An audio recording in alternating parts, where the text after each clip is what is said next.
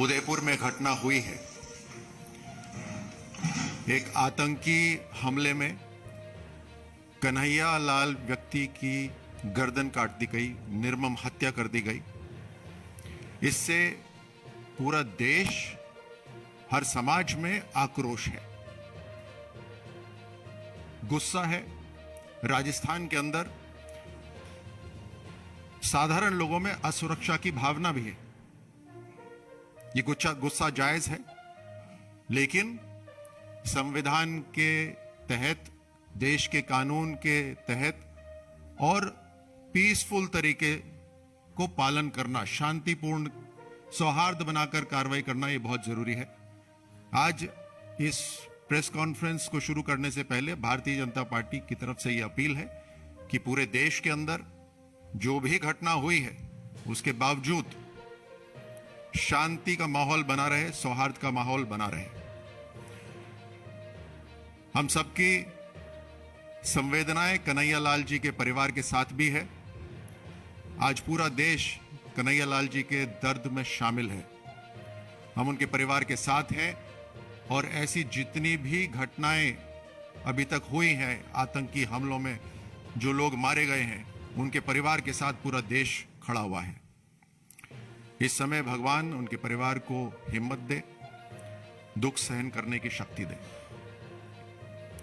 राजस्थान की राज्य सरकार की जो पिछले 3.5 साल में जिस तरह से उन्होंने कार्रवाई करी है, पूरी तरह से राज्य सरकार इस आतंकी हमले के लिए जिम्मेदार है। ये अपने आप में एक अलग घटना नहीं है। ऐसी घटनाएं बार बार राजस्थान में हो रही हैं। ऐसे आतंकी संगठन राजस्थान में पनप रहे हैं और राजस्थान सरकार ने डायरेक्टली या इनडायरेक्टली इनके बढ़ावे के अंदर इनको प्रोत्साहित करने में कोई कसर नहीं छोड़ी है। एक के बाद एक राजस्थान सरकार के जो फैसले हुए हैं वो साफ तरह से तुष्टीकरण दिखाते हैं। एक संप्रदाय की तरफ नरमी और दूसरे संप्रदाय की तरफ सख्ती। आप इसी से समझ सकते हैं कि इस घटनाक्रम के अंदर, उदयपुर की इस घटनाक्रम के अंदर सबसे पहले गिरफ्तारी कन्हैया की हुई और कन्हैया लगातार लोकल पुलिस से सिक्योरिटी मांगता रहा, लेकिन उसे सिक्योरिटी नहीं दी गई, बल्कि उसके ऊपर प्रेशर बनाया गया कि वो समझौता कर ले। और आप ताज्जुब करेंगे कि सिक्योरिटी कन्हैया को ना देकर जो हत्यारे थे उनके भाइयों को सुरक्षा दी गई।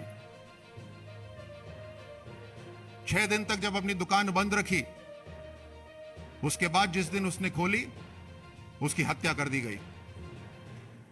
आप इस बात से भी चौंकेंगे कि यह घटना हुई और राजस्थान के गृह मंत्री, जिनकी अपनी जिम्मेदारी होनी चाहिए, वही जो राजस्थान के मुख्यमंत्री भी हैं, और बड़ी जिम्मेदारी हो जाती है, वो इस घटना को मर्डर कहते हैं, हत्याकांड कहते हैं। जब कोई वीडियो बनाता है इस कांड से पहले और फिर निर्मम हत्या करते वक्त वीडियो बनाता है, उन दोनों को वीडियो को जारी करता है, वायरल करता है, वीडियो में खुद ही नहीं अपील भी करता है कि जितने भी भाई बंधु इसको देख रहे हैं वो भी गर्दन अलग कर दें लोगों की। ये जमीनी झगड़े में नहीं होता, ये किसी पैसे के विवाद में नहीं होता। क्या गृह मंत्री राजस्थान के इतनी बेसिक सी बात नहीं जानते हैं? हर चीज को राजनीतिक चादर उड़ाने की कोशिश करते हैं। अपनी जिम्मेदारी समझें। और यह हत्याकांड नहीं, यह सरेआम आतंकी हमला हुआ है। यह देश के पूरे समाज को आतंकित करने के लिए यह कार्रवाई करी गई है। और जैसे मैंने पहले कहा, यह अपने में अकेली अलग घटना नहीं है। ऐसे न जाने कितने व्यक्ति प्रेरित हो रखे हैं, भड़काए हुए हैं। बूंदी के अंदर एक मौलाना ने खुलेआम लोगों की गर्दन अलग करने का आह्वान करा। पुलिस उस वीडियो में दिखती है खड़ी हुई, लेकिन कोई कार्रवाई नहीं करी गई। जोधपुर के अंदर हत्या हुई दीपक की, दिन दिहाड़े उसकी हत्या करी गई।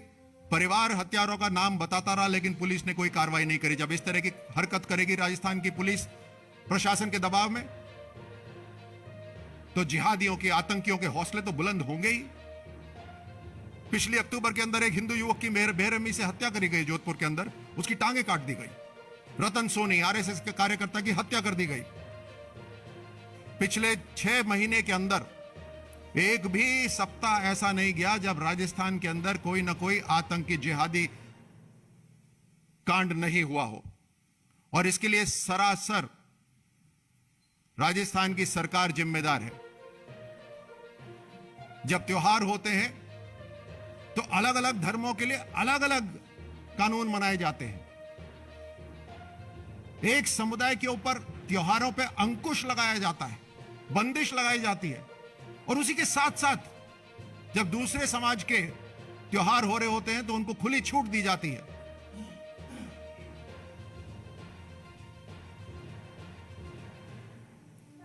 जब इनके कट्टरपंथी संगठन यात्रा निकालते हैं तो उसको रोका नहीं जाता, उसको पुलिस प्रोटेक्शन दिया जाता है। स्लीपर सेल राजस्थान के अंदर आ गए हैं। आतंकी संगठनों के साथ इन सब का कहीं ना कहीं मेल मिलाप है, गहरी साजिश है ये, और उसके अंदर लॉ एंड ऑर्डर जीरो है। जनता की सुरक्षा को दरकिनार करके राजस्थान के अंदर जो पुलिस का इंटेलिजेंस है वो केवल और केवल राजनीतिक इंटेलिजेंस गैदरिंग के लिए इस्तेमाल हो रहा है। अगर राजस्थान के मुख्यमंत्री हर चीज के लिए प्रधानमंत्री जी को याद करेंगे तो अपनी कुर्सी क्यों नहीं छोड़ देते? जब कुर्सी संभल नहीं रही, जब जनता की सुरक्षा नहीं हो पा रही, जब अंदरूनी खींचतान चल रही है कांग्रेस के अंदर इतनी जबरदस्त, तो कम से कम एक मॉरल ऑब्लिगेशन के तहत या तो अपनी जिम्मेदारी निभाएं या उस जिम्मेदारी से हट जाएं। हमारे चैनल को लाइक, शेयर और सब्सक्राइब जरूर करें और नई अपडेट्स के लिए बेल आइकन दबाना ना भूलें।